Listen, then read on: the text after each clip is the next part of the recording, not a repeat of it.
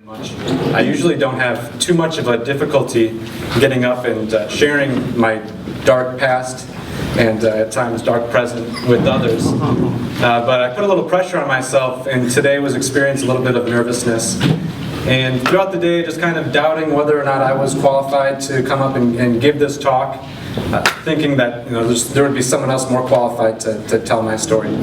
And so I reached out to a few people who are very close to me, who I've had the opportunity to, over the last several years, rely upon in times of need and grow to trust. And one of those people was Deacon Chris, who I sent a message to saying, I'm nervous, I don't know if I can do it. He goes Old Testament on me. And cites prophets, Isaiah, Jeremiah, Moses, all who were called to do great things, either at a young age or because they were just unwilling to, or fearful of the prospect of doing the Lord's work or answering the Lord's call. And I really appreciate that. Thank you. But, well, the follow-up to that, though, is, you know what the ultimate fate of those guys are? Moses goes around the desert for 40 years with a group of people who he gets basically out of hell.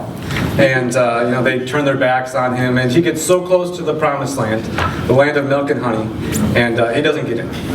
And Isaiah, you know what happens to Isaiah? Isaiah ends up getting sawed in half with a wooden saw by his own people. So, while comforting momentarily,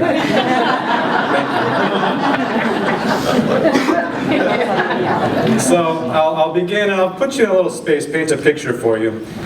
It was, let's see here, December, maybe late November 2011. I was about 45 days sober. I had nothing to my name, was indebted to an uncle of mine who borrowed me $2,000 so that I could get a place, put a security deposit down, and pay my first month's rent here in Pacific Beach. Where I'm from, Wisconsin, that would be a year's rent. So I basically have nothing to my name, 45 days sober. I raid my piggy bank, grab all the quarters, dimes, and nickels that I can, and take a 20-minute walk down to a taco shop here in Pacific Beach. I order 5 rolled tacos with guacamole and shredded cheese. I'm sitting there in front of these tacos, nothing to my name. My life is an absolute mess, full of confusion and doubt. I have no idea where my life is heading. And I felt this great peace. I had nothing other than this new trust in what God had in store for me, not having a clue what it might be.